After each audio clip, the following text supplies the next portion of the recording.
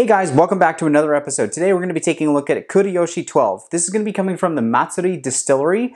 And so for something like this, I really don't know what I'm drinking because there's been a lot of news coming out saying that a lot of whiskey that's coming out of Japan is actually not whiskey. There's a little bit of workaround with the rules, and what's going on right now is people are taking Scotch whiskey or just whiskey from other areas of the world, and they'll get it into their ports, and then they'll bottle them and say that it's Japanese whiskey, but it actually isn't.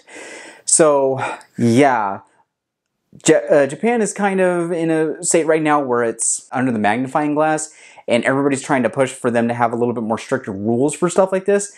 Now, the actual distilleries that make Japanese whiskey and age it in Japan, those are still really good, and those are the ones that almost immediately sell out. So I found this bottle over at Costco for about 80 bucks. Honestly, when it comes to Japanese whiskeys, I really don't know what I'm going to be getting out of it. I mean, I know there's been a lot of controversy around Japanese saying that, you know, they're outsourcing from other places and then saying it's Japanese whiskey, even though they didn't do anything to change it. They didn't, you know, finish it in any kind of casks or anything like that. Now, I don't know for sure if Matsui actually does it, but honestly, though, when it comes to whiskey, I'm still so new that it's just like, hey, I'm just going to take whatever I can get and just, you know, try and enjoy it.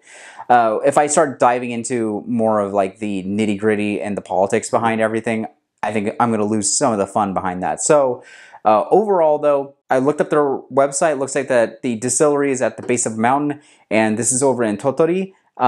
So yeah, I'm super excited about this. It looks like it's won quite a bit of awards, so I'm excited to try it. So let's get started.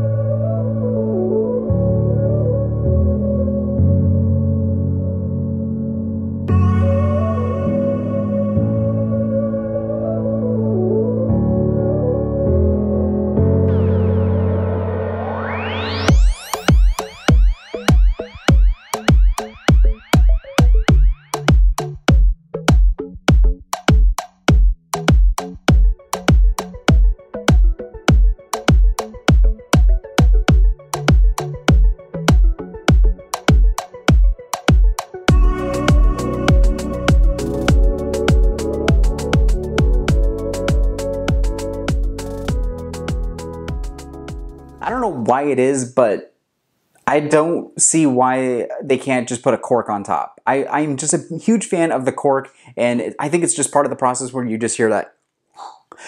And if I have to just unscrew this, I'm like,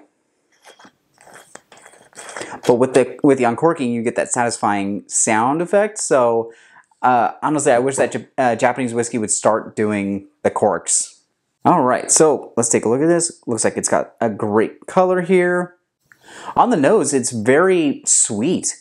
It's got like a really, really small amount of smokiness on the back end of it, but it definitely smells almost medicinal. I feel like I'm getting some kind of like nutty flavors in this, mainly like almonds. Yeah, almonds, a little bit of toasted oak in here. Well, let's go ahead and at least do the sip here, and then just to coat the mouth, and then we'll go into the second part.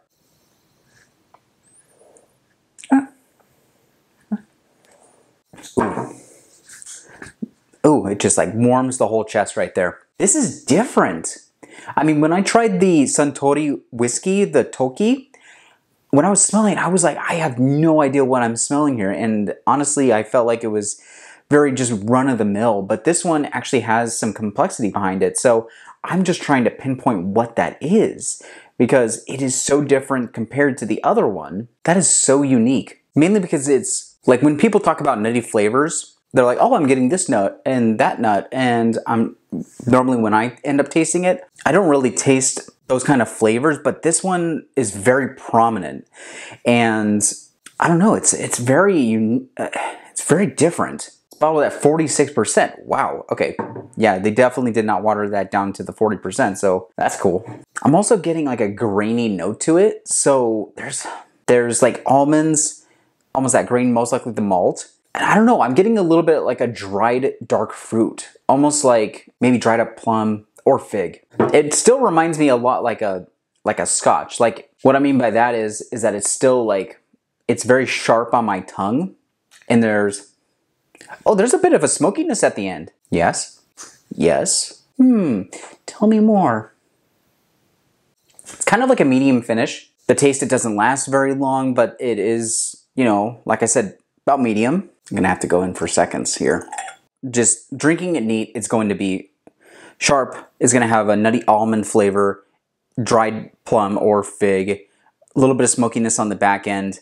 Definitely taste that malt, but I'm gonna go ahead and add a drop of water to this and see how much it changes. Definitely a lot more mellower about the smell here, but I'm getting a little bit more of a wood note at this point. Ooh, what is that?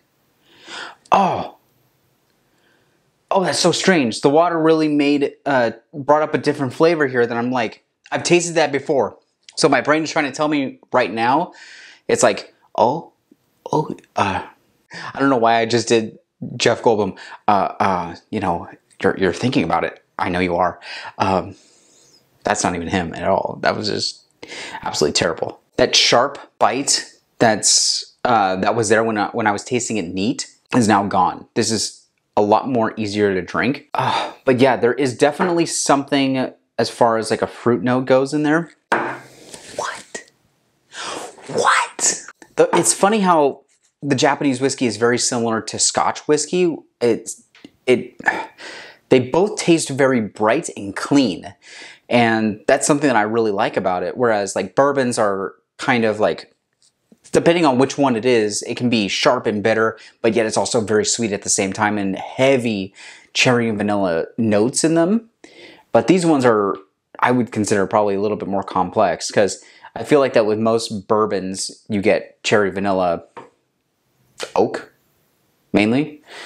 But here it's like, oh, I'm getting like a fruit, I'm getting nut, there's a lot of different things going on in here. Yeah, clean pear, apple in the beginning, but then it slowly kind of dives into a little bit more of the dark, dried fruit, raisins, figs, plums, and then there's a bit of a smokiness on the back end of it. This is fun. So this is actually really nice. Overall though, I would say, yes, it's a fantastic whiskey. So if you can find it for $80, I'd say definitely pick it up. But I mean, wow. This is so much better than the Suntory Toki. Just because I felt like that one was just so generic. Dare I say Canadian. But this is definitely a step up. And if you really wanted to dive into Japanese whiskey, I'd say put this on your radar. I don't think you can go wrong in that situation. Yes, it is a little bit more expensive than most other bottles that you can get, but Japanese whiskey is pretty popular in this world right now. So I know that there's a lot of controversy around Japanese whiskey and just not having all these rules and regulations, and you don't know what you're actually getting in your bottle. But hey, I mean, honestly, just drink it. Drink it and enjoy it with friends.